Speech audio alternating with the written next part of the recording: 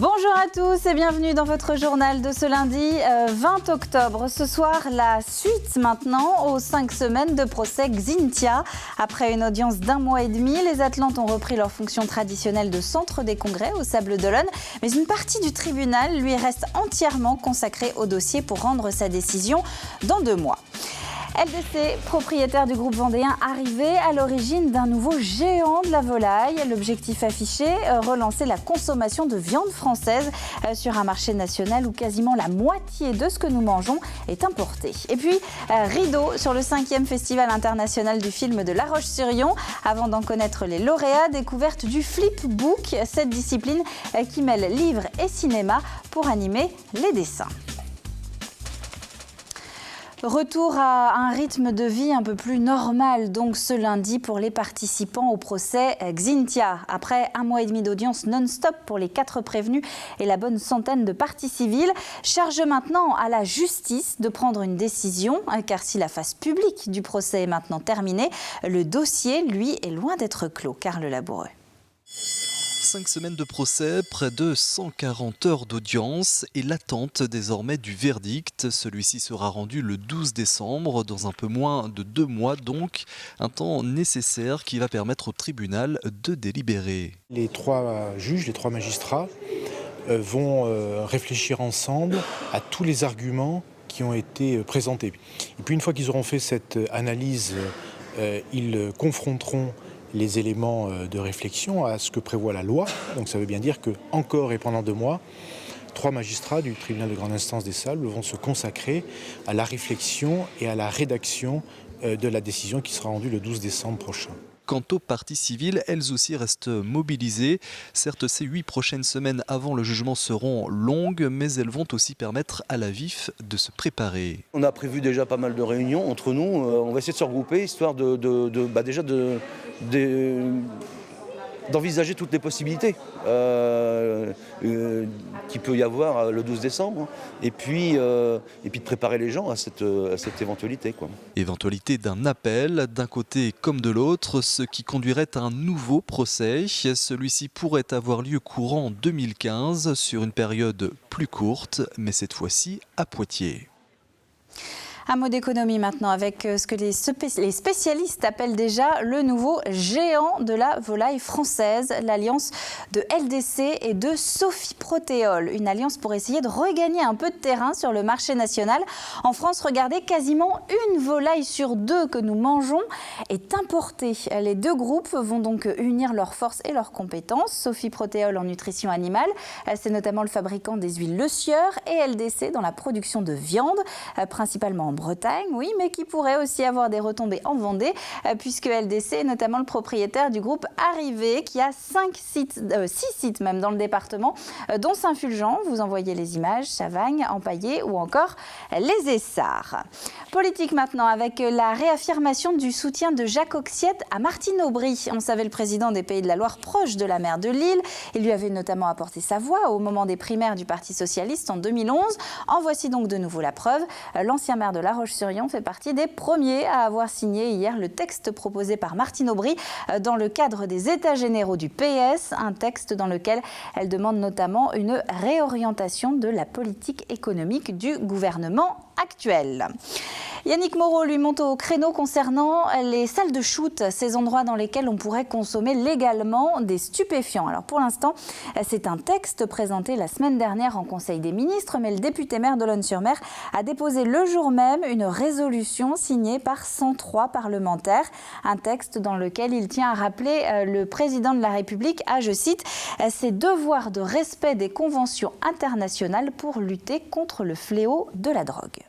Dans l'avenir, on pourrait avoir, si la loi passait, des salles de shoot dans chacun des départements, chacune des grandes villes de France.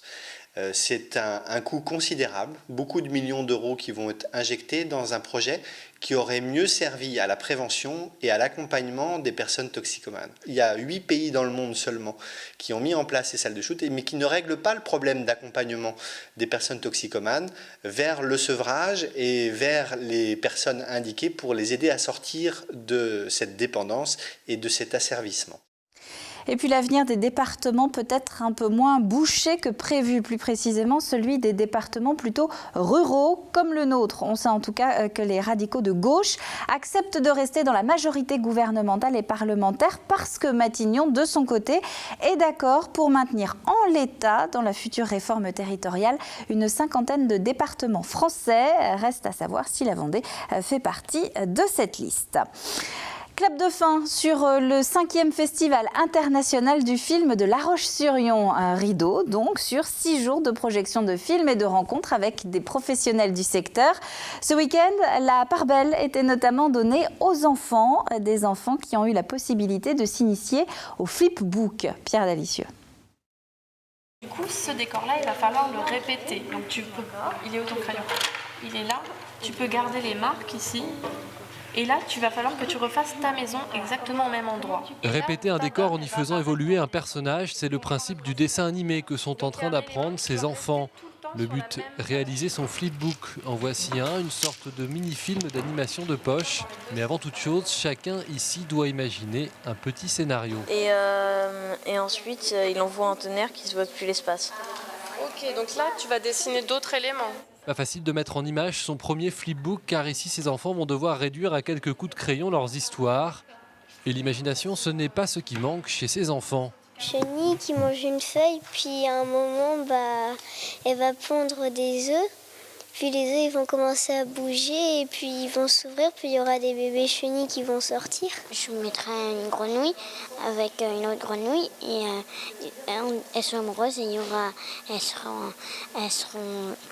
un mini cœur et après au début elles sont écartées, après elles se rapprochent et après il y aura des cœurs. Bon, vu comme ça, difficile de se faire une idée, mais peu importe, le flipbook peut accueillir toutes sortes d'histoires rocambolesques.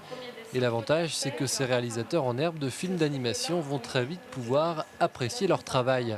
La difficulté, c'est la répétition des dessins qui soient assez identiques pour que l'animation se voit. Mais ce qui est assez plaisant, c'est qu'en fait, elle se voit très rapidement, même quand il y a des petites dissonances. Donc en fait, on arrive très rapidement à faire une petite animation et faire comprendre le principe de l'image animée.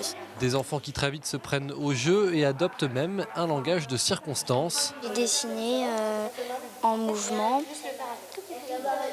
en essayant de voir un film dans ma tête et en le reproduisant. Et voici les premiers jets des dessins d'enfants qui prennent vie et qui sait, parmi eux, se cache peut-être un futur grand du film d'animation. Et puis en marge de ce festival, Philippe Catherine a présenté lui aussi un film, enfin une sorte de film. Vous connaissez peut-être le visage de cet artiste qui a grandi à Chantonnay, ou au moins une de ses chansons comme Luxor J'adore ou 100% VIP.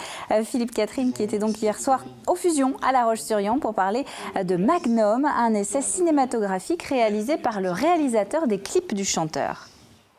Le Fusion, c'est vrai que pour moi c'est capital puisque j'ai enregistré mes premières maquettes ici, à l'étage, mais ça devait être en 88 ou 86, ou je ne sais plus, 88. Et j'ai fait mes premiers concerts ici, donc il y a toute une histoire, effectivement.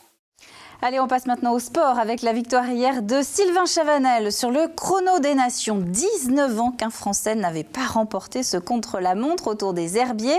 Sur le podium, il est d'ailleurs suivi d'un autre tricolore, Jérémy Roy, puis du champion de Norvège 2014 de la discipline. Alors pas vraiment de surprise en l'absence du champion du monde du contre-la-montre, Sylvain Chavanel, qui est lui aussi champion de France, faisait partie des favoris. Tony Martin n'était pas là cette année, donc c'est pour ça qu'on me retrouve aussi sur la plus haute marche du podium. Tant mieux pour moi. Avec un seul coureur engagé, le Team Europcar s'est fait plutôt discret sur ce 33e chrono des nations. Jimmy Angoulevent est arrivé 21e de la course élite sur les 24 cyclistes engagés. Le Team Europcar, dont on sait depuis vendredi soir que le sponsor principal ne reconduira pas son contrat. L'équipe de Jean-René Bernaudot doit donc trouver un nouveau partenaire pour prendre le relais fin 2015 à l'issue de la prochaine saison. Ce n'est pas une mauvaise nouvelle, commente le manager vendéen, expliquant que le délai d'un an devrait devrait permettre de lancer des recherches dans la sérénité. Un mot de Caroline Angibaud aussi, sacrée championne d'Europe de stand-up paddle en Espagne ce week-end. La jeune femme qui partage son temps entre la Vendée et les Landes est licenciée dans un club d'Olonne-sur-Mer.